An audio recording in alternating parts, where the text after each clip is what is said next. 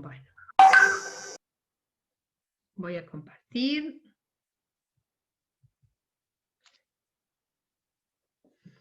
Hacemos así. Terminamos este tema hasta la parte de cuantificación y ahí nos hacemos un recreíto, ¿sí? Porque bueno, justo se me terminó el... Estaba tan embalada que no les alcancé a decir eso, para que no se cansen.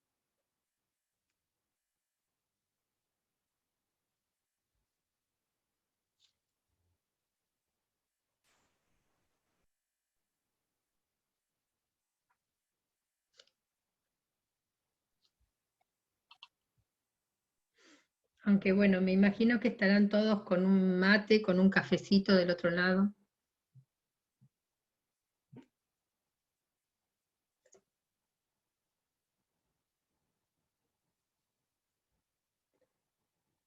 Bueno, entonces... igualmente capaz que lo terminamos en esta... Capaz que lo terminamos en esta sesión, ¿eh? Sí, me parece que sí.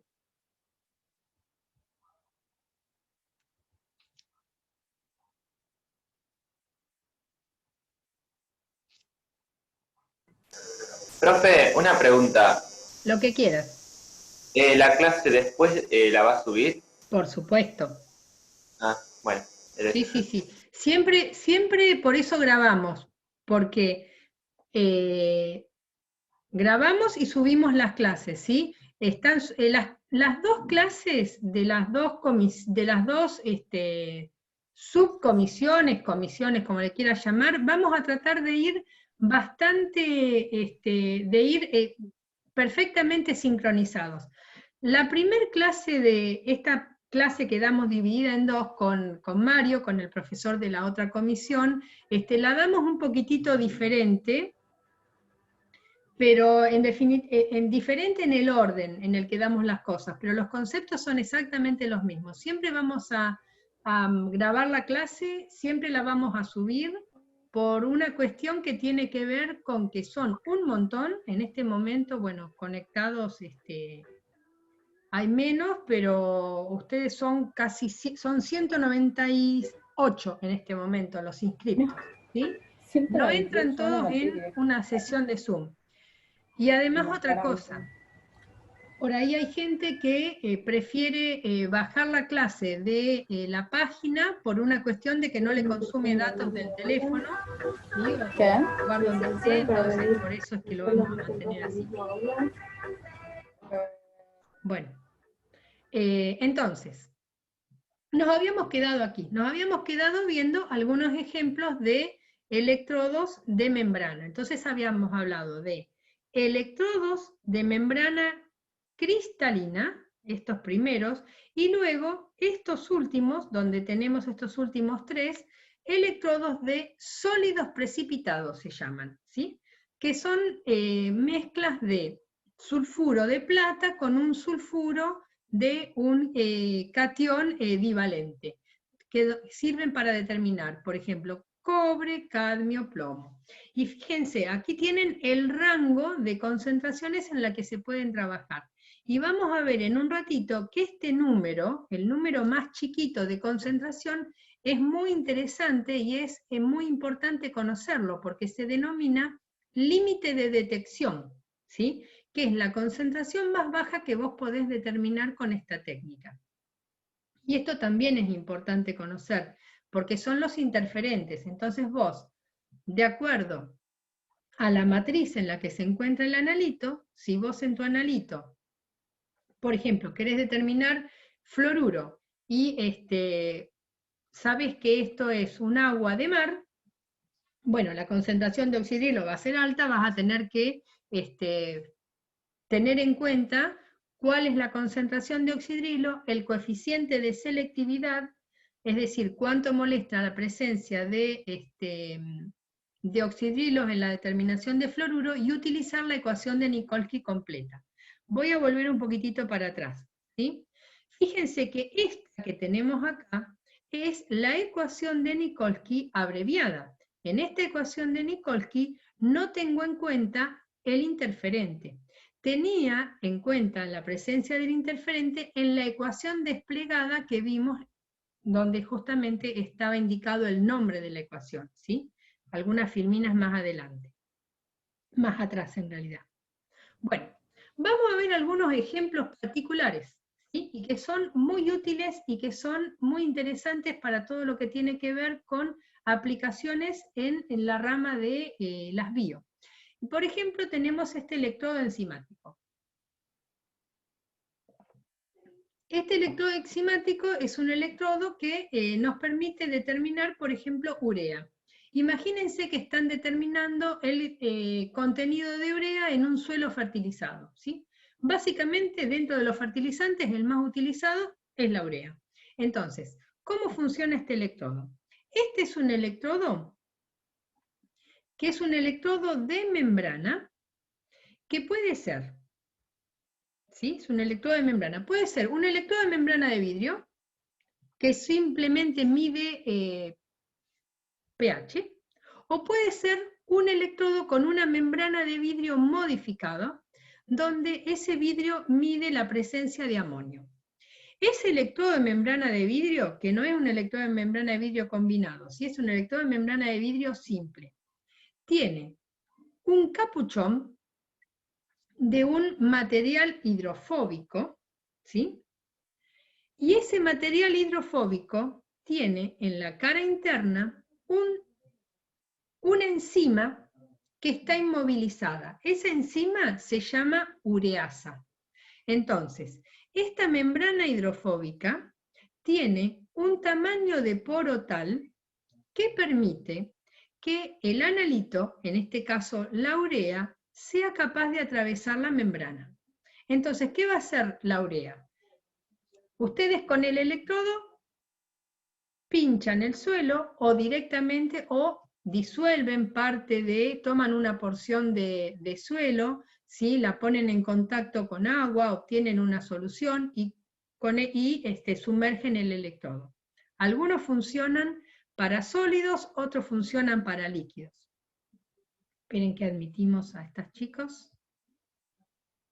Bien, entonces, sumergimos el electrodo, entonces la urea es capaz de atravesar esa membrana hidrofóbica que tiene un tamaño de poro determinado. Esa membrana hidrofóbica, imagínense que es algo como, por ejemplo, un material tipo un polietileno de alta densidad o un polipropileno, ¿sí? Una bolsita de plástico, que tiene un tamaño de poro determinado.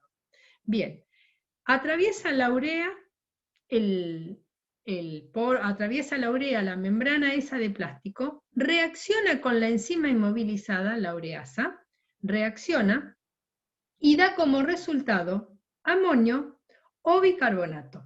Entonces, el electrodo interno, que puede ser, que es un electrodo de membrana de vidrio, de acuerdo a la composición del vidrio, va a medir cómo cambia el pH por el bicarbonato, o va a medir la concentración de amonio. Los más comunes miden amonio. Entonces, midiendo amonio, indirectamente van a determinar el contenido de urea que había en el suelo. Bueno, estas tablas que tenemos acá nos dicen que este electrodo va a depender fundamentalmente de cuán pegada a la cara interna de la membrana se quede esa enzima y de cómo inmovilicen ustedes esa enzima. Entonces, ustedes lo que pueden hacer es, pueden trabajar inmovilizándola, es decir, por un método físico, o la pueden inmovilizar por un método químico. Y si la inmovilizan con un método químico, es decir, mantenerla anclada con un enlace químico a la superficie de esa membrana hidrofóbica, el electrodo tiene un tiempo de vida del orden de más de 2 meses. Mientras que si solamente lo único que hacen es mantenerla por un método más físico o protegiéndola a través de una reacción con un biopolímero, como por ejemplo encapsulándola, el electrodo solamente sirve por 10 días. Y acá tienen el rango lineal del electrodo, ¿sí? El rango lineal, si el electrodo de membrana de vidrio mide pH, el rango lineal si el electrodo de membrana de vidrio mide amonio. Y fíjense los tiempos de respuesta. Si mide amonio es mucho más rápido que si mide pH. Y aquí tienen los interferentes. En el caso del amonio, bueno, hay un problema importante que es la presencia de potasio. ¿Por qué es un problema importante la presencia de potasio y no me importa tanto el sodio? Bueno, porque generalmente los fertilizantes son del tipo NPK y la K es de potasio, ¿sí? Así que bueno, es una curiosidad, un ejemplo para medir en este caso amonio. Bueno, hay otros electrodos donde, de acuerdo a quién es la enzima inmovilizada, ustedes pueden determinar dióxido de carbono o, por ejemplo, agua oxigenada. Vamos a ver algún ejemplo para la determinación de agua oxigenada en sensores voltamperométricos también. Bien, bueno, alguna aplicación para la gente, por ejemplo, de medio ambiente. Entonces, las sondas sensibles a gases. Esta sonda sensible a gases no es otra cosa que un electrodo de membrana de vidrio, ¿sí? Combinado, en este caso está combinado de una forma particular, es el electrodo de membrana de vidrio común, ¿sí?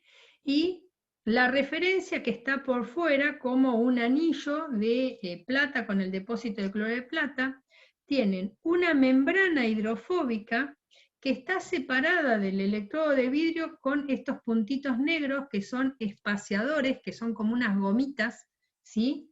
Que hacen que no esté pegada esta membrana con la membrana de vidrio. Y adentro, ¿sí? En ese espacio que queda, que está dado por los espaciadores, hay una solución de un buffer de bicarbonato muy débil. Entonces, lo que va a pasar es lo siguiente. Esta membrana, que es una membrana hidrofóbica, en este caso de un polipropileno de un tamaño de poro característico del orden de los micrones, que solamente va a poder ser atravesada por gases determinados, lo que va a pasar es lo siguiente. Los gases, como por ejemplo el dióxido de carbono, el dióxido de azufre, el dióxido de nitrógeno o el amoníaco, que son todos dióxidos, son todos gases, que cuando se disuelven en agua producen especies que cambian el pH, van a atravesar la membrana, se van a disolver en esa solución que tiene el buffer débil de bicarbonato, va a cambiar el pH de ese buffer débil de bicarbonato y la variación del pH la voy a poder asimilar o la voy a poder relacionar con la actividad del dióxido en el efluente gaseoso externo. Esto se usa mucho para control de efluentes gaseosos y fundamentalmente el que más nos interesa es este, ¿sí? Que es el que determina, por ejemplo, si no se controla dióxido de azufre, la presencia de esa lluvia ácida. Habrán escuchado hablar de la lluvia ácida en algún momento. Bueno, se llama sonda, ¿sí? Porque justamente fíjense que esto es un sistema completo y el gas simplemente tiene que atravesar la membrana. Por eso se llama sonda. Bueno, ejemplos particulares. Nosotros nos vamos a focalizar en electrodos metálicos, electrodo de membrana, de vidrio para medir pH, de calcio, membrana líquida, de fluoruro, membrana cristalina. Estos son ejemplos que son como más, digamos, casos particulares para que conozcan que existen. Bien. Bueno, ¿cómo medimos la diferencia de potencial entre el electrodo indicador y el electrodo de referencia? Conocimos quiénes son los electrodos de referencia, conocimos quiénes son los electrodos indicadores, ¿sí? Sabemos cómo conectar, ahora vamos a medir. Bueno, ¿cómo hacemos para medir? Bueno, la forma más fácil de medir es utilizando el circuito de Poggendorf. Ese circuito de Poggendorf seguramente ustedes lo estuvieron utilizando en fisicoquímica, donde lo que ustedes hacen es simplemente tienen un circuito de FEM por oposición, entonces lo que hacen es poner, por ejemplo, una pila estándar, ES, como por ejemplo la celda de Weston, que tiene una composición determinada con mercurio y tiene un potencial determinado, 1,083 voltios, conectan la celda de Weston. Y lo que hacen, es moverse en el cursor hasta que por este galvanómetro que mide corriente no circule corriente. Entonces, esta distancia en el cursor de esta resistencia variable la miden. Luego conectan la pila a la que ustedes quieren medir el potencial, EU, U de unknown en inglés, ¿sí? Entonces, conectan la pila, mueven el cursor hasta que por el galvanómetro no circula corriente. En ese caso, esa relación entre estas distancias en la resistencia variable, AC, va a ser a AD como la relación de potenciales sea. Entonces ustedes pueden calcular el potencial de una celda conociendo el potencial de la celda con la que calibraron y conocieron las distancias en la resistencia variable. Imagínense que hacer esto, cada vez que uno tiene que hacer una medida, y peor aún, si uno está haciendo una titulación, es súper engorroso. Entonces esto, si bien es una forma de medir y sirve para para celdas de baja resistencia, en general no se utiliza. Lo que se utiliza es un voltímetro o un pHímetro, donde es importante saber que la resistencia del instrumento de medida tiene que ser mucho mayor que la resistencia de la celda a la cual ustedes van a determinarle el potencial. ¿Para qué? Para que el valor medido coincida con el valor de la celda. Simplemente eso, saber que el instrumento de medida tiene una resistencia interna muy alta, que es el que va a garantizar que la corriente circulante sea virtualmente cero. En cuanto a circuitos de instrumentos de medida, no vamos a decir más nada. Esto es, simplemente vamos a mencionar los nombres, nada más. Después vamos a ver circuitos en el resto de las técnicas. Bueno, sabemos cómo medir, o bueno, nada más, lo único que sabemos es que el instrumento tiene una resistencia interna muy alta y sabemos cómo tenemos que conectar. Electrodo indicador en el borne positivo, derecha, electrodo de referencia en el borne negativo, izquierda. Simplemente eso. Bueno, entonces ahora que conocimos electrodos indicadores y de referencia, y sabemos cómo medir, vamos a usar la técnica. Para usar la técnica tenemos dos formas de trabajo. Podemos hacer medidas directas en lo que se denomina el análisis cuantitativo o medidas indirectas. Vamos a empezar por las medidas directas. Dentro de esas medidas directas hay tres tipos de métodos. Y esos métodos se van a llamar método de curva de calibración o del estándar externo, también lo van a encontrar así en el libro, método de adición del estándar y método del estándar interno, ¿sí? Cada uno de esos métodos se va a utilizar en un caso particular, y ese caso particular va a tener que ver con la naturaleza de la matriz en la que se encuentre incluido el analito. ¿Quién es el analito? La especie que vamos a determinar.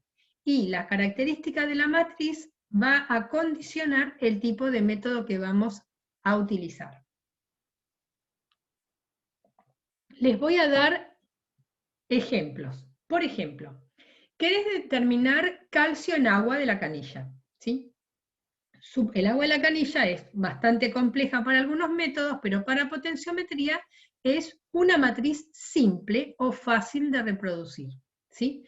¿Querés determinar calcio en un yogur bebible de frutilla? La matriz yogur bebible de frutilla es una matriz difícil de reproducir o compleja. ¿Por qué compleja? Porque además del calcio, y fundamentalmente lo que vos tenés es una matriz proteica con la caseína de la leche, tenés los glóbulos de grasa, tenés azúcar, bueno, o tenés el edulcorante, tenés el colorante, tenés las vitaminas, tenés todo lo que se le agrega para suplementar nutricionalmente al yogur. Es bastante complejo de reproducir o de armar sintéticamente una matriz, algo que reproduzca el yogur bebible. Entonces, en ese caso, cuando la matriz es difícil de reproducir, elegimos el método de adición del estándar. El método del estándar interno es un método que no vamos a explicar para potenciometría porque generalmente no se aplica para potenciometría.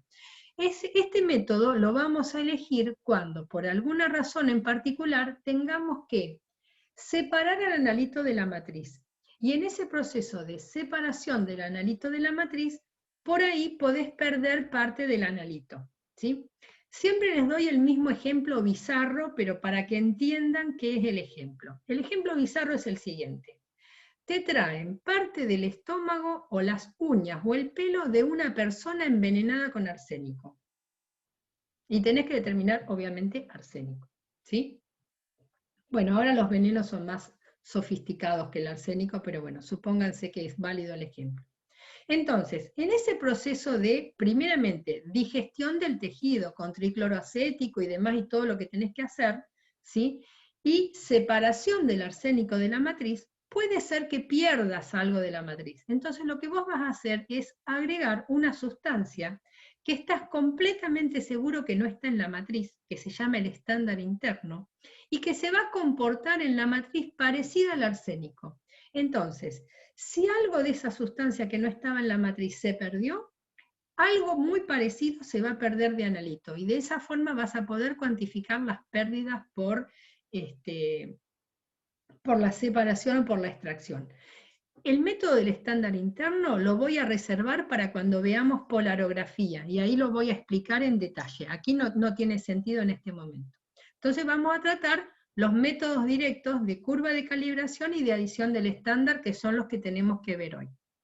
Bien, entonces, nosotros nos vamos a valer en estos métodos directos de un electrodo indicador que va a ser específico, si es metálico, o selectivo, si es de membrana para el analito, de un electrodo de referencia que simplemente va a mantener su potencial constante, y entonces nuestra señal en este gráfico va a ser el potencial del electrodo indicador, que lo vamos a calcular como la diferencia de potencial medida más el potencial del electrodo de referencia. Recuerden que delta E, la diferencia de potencial medida, es el electrodo indicador menos el electrodo de referencia más el potencial de junta líquida. Bueno, supongamos que podemos despreciar el potencial de junta líquida. Entonces, si de esa ecuación delta E igual a potencial del electrodo indicador menos electrodo de referencia, despejo potencial del electrodo indicador,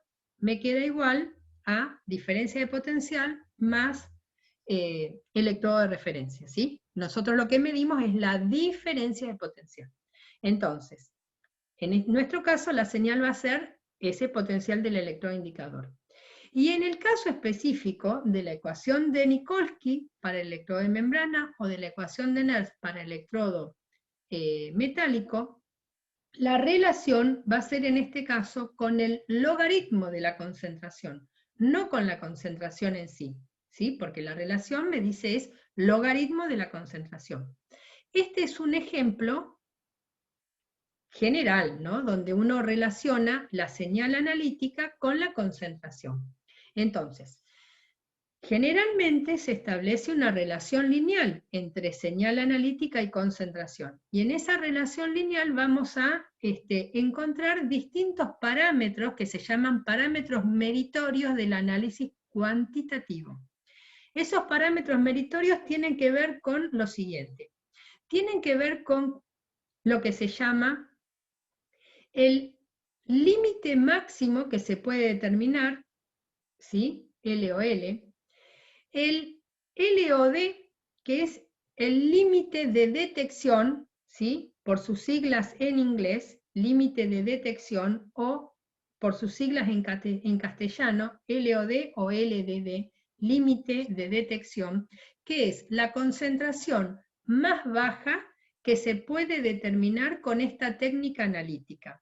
Y está dado por que la señal analítica tiene que ser igual a 3 veces, ¿sí?, el ruido asociado a la medida. Fíjense que con esta línea gruesa azul estoy marcando lo que es el nivel de ruido o el error asociado a la medida. Entonces, la señal analítica es 3 veces el error, bueno, ese es el límite de detección. Tenemos además lo que se llama el límite de cuantificación, y el límite de cuantificación es cuando la señal analítica es 10 veces el error o 10 veces el ruido. Y en este rango, entre el límite de cuantificación y el límite máximo, a partir del cual se pierde la linealidad, se encuentra el rango dinámico. ¿Se acuerdan que en los electrodos de membrana les mostré un rango que iba de 0,1 a 10 a la menos 5, de 0,1 a 10 a la menos 6? Bueno, ese es el rango dinámico. Ese valor 0,1 es el límite máximo de cuantificación, y ese número 10 a la menos 5 es el límite de cuantificación. Y el límite de detección para un electrodo metálico es del orden de 10 a la menos 6, para un electrodo de membrana es del orden de 10 a la menos 6, pero para un electrodo de membrana de vidrio, ¿sí?, es del orden de 10 a la menos 9, ¿sí? Son números que vamos a ir recordando y vamos a ir manejando a lo largo de la materia, ¿sí? El tema análisis cuantitativo es un tema transversal a todas las técnicas analíticas que vamos a ver. Bien, y la pendiente de esa relación lineal entre señal analítica y concentración da idea de la sensibilidad del método, ¿sí? Bien, entonces vamos a empezar a ver los métodos que se aplican a la potenciometría, los métodos directos, y el método más sencillo es el método de curva de calibración. Entonces voy a explicar, por un lado, cómo se preparan las soluciones. Voy a explicar por el otro cómo es la relación entre señal analítica y logaritmo de la concentración que obtengo, y cómo se determina la concentración de la muestra. Y voy a explicar qué cuidado en particular hay que tener en el caso de potenciometría. Bien, hacemos lo siguiente. Tomamos una serie de matrices para obtener, tenemos que obtener esta relación lineal, ¿no? Obviamente, entre el potencial del electrodo indicador y el logaritmo de la concentración del estándar. ¿Quién es el estándar? El estándar es, o patrón, es una solución de concentración conocida de la misma identidad que del analito. Supongamos, queremos determinar calcio. Vamos a elegir como electrodo indicador un electrodo de membrana de calcio, ¿sí? La muestra es calcio en agua de la canilla. El agua de la canilla, vamos a considerarla, no para todas las técnicas, que es una matriz sencilla, fácil de reproducir. Entonces, tengo que encontrar esa relación lineal. Para encontrar esa relación lineal, tengo que justamente preparar una serie de soluciones del patrón. ¿Quién es el patrón? Una solución de calcio de concentración conocida. O preparo 5 soluciones diferentes de concentración de calcio conocida y pongo en todas el mismo volumen, o lo más fácil, preparo una solución madre de calcio de concentración conocida, y para que cada matraz tenga una concentración de calcio distinto, fíjense lo que se hace en este caso. Se ponen volúmenes crecientes. Por ejemplo, en el primer matraz pongo 5 mililitros, 10, 15, 20, 25. Supongamos que los matraces son de 50. Entonces, cambiando el volumen del patrón, voy a tener, al enrasar, concentraciones diferentes. ¿Cómo tengo la concentración del patrón? La concentración de calcio en cada matraz va a ser el volumen del patrón por la concentración del patrón sobre el volumen del matraz. Fácil. Bien, previo a ponerle a cada uno de los matraces, o lo puedo hacer después, no hay ningún problema, el patrón, lo que tengo que hacer es ajustar la fuerza iónica. Este es el requisito de la potenciometría, el ajuste de la fuerza iónica. Por ejemplo, agrego una solución de un electrolito fuerte, por ejemplo, cloruro de sodio, de concentración conocida y constante. Le agrego a todos los matraces, por ejemplo, 5 mililitros de cloruro de sodio 0,1 molar.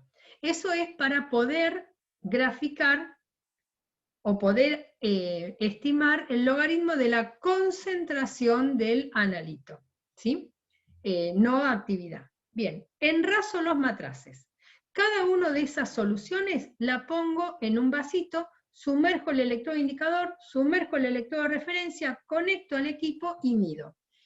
Mido un matraz, mido otro, ¿sí? Cada una de las soluciones y en definitiva obtengo la relación lineal.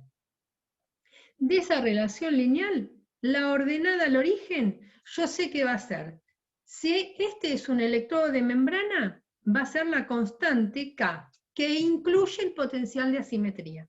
Si esto es un electrodo metálico, por ejemplo de primera especie o segunda especie, L0 de la reacción. Y de la pendiente voy a tener, si esto fuera un electrodo metálico, 0,059 sobre N, número de electrones puestos en juego. Si esto fuera un electrodo de membrana, beta 0,059 sobre N, carga del catión que migra.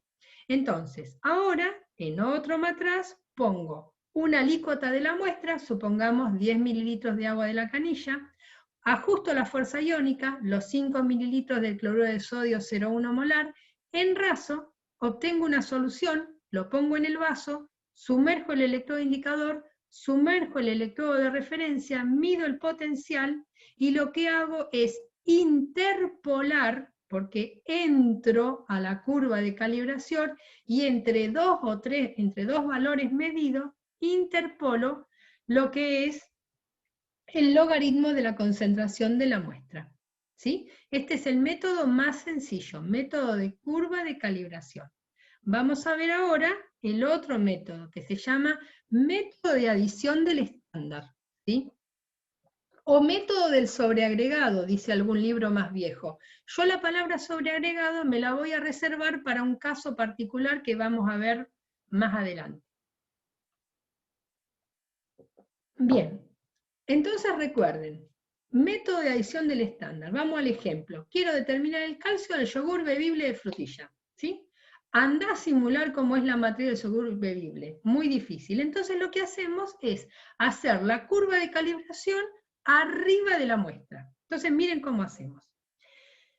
5 matraces. ¿Sí? En cada uno de esos 5 matraces te pongo una alícuota de la muestra. ¿Sí? Supongamos los 5 mililitros del yogur bebible de frutilla. Bien.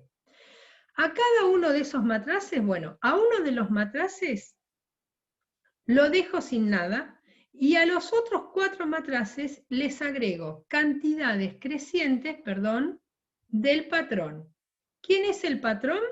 Una solución de calcio de concentración conocida, del matraz 2 al 5. Pero, perdón que estoy moviendo esto. ¿Sí? Bien.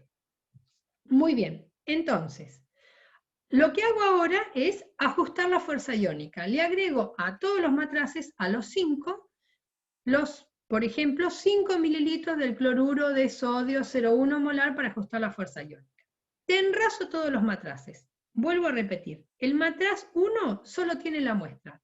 El 2 tiene la muestra, 5 mililitros del patrón y el ajuste de la fuerza iónica. El 3 tiene la muestra, 10 mililitros de patrón y el ajuste de la fuerza iónica. El 4 se entendió la idea, ¿no? La muestra, por ejemplo, 15 o 20 mililitros del patrón y el ajuste de la fuerza iónica, y el 5, el volumen que ustedes quieran. Bueno, cada una de estas soluciones las pongo en vasitos de precipitado, sumerjo el electrodo indicador, electrodo de referencia, y hago la medida. Conecto el equipo y hago la medida. Entonces, lo que voy a tener es una curva de potencial del electrodo indicador en función del logaritmo del patrón. Pero fíjense, cuando no tengo patrón, la lectura que voy a tener es la del matraz 1, la que tenía solo la muestra. Entonces voy a tener la lectura de la muestra. Y en el resto voy a tener la lectura de la muestra más el patrón 1, muestra más patrón 2, muestra más patrón 3, muestra más patrón 4, y lo voy a graficar versus el logaritmo del patrón 1, patrón 2, patrón 3, patrón 4. ¿Sí? Entonces, en este caso, para obtener la concentración de la muestra, lo que se hace es extrapolar. Fíjense que lo que hacemos es proyectamos esta recta, ¿sí? Y extrapolamos al eje negativo de la concentración. La gente dice, ¿cómo me va a salir la concentración negativa? No, no te sale la concentración negativa. Extrapolamos y este valor que obtenemos es la concentración de la muestra medida en las mismas unidades que la concentración del patrón. Olvídate del signo negativo. Hay dos formas de encontrar la concentración de la muestra. Lo podés hacer gráficamente extrapolando, o lo podés hacer analíticamente, como lo vas a hacer en varios problemas del seminario 2, analíticamente, donde para hacerlo analíticamente medís la muestra y medís la muestra más un patrón. Entonces siempre vas a tomar este punto y este punto más otro patrón. ¿Podrías hacerlo tomando 2 puntos cualquiera? Sí, podrías hacerlo, pero siempre es más fácil tomando la muestra y la muestra más un patrón, por ejemplo, ese otro punto. Analíticamente, esta es la forma de resolverlo, donde K es la ordenada al origen y P es la pendiente. Bueno, esa pendiente será 0,059 logaritmo, 0,059 sobre n, bueno, dependiendo de quién sea el electrodo, si un electrodo indicador metálico o un electrodo de referencia, ¿sí? Un electrodo, perdón, de membrana. Bien, dos formas de determinar la concentración por métodos directos. Métodos directos es, para que cambie la concentración de la solución, tengo que preparar soluciones de distinta concentración. Pongo en los vasos soluciones diferentes.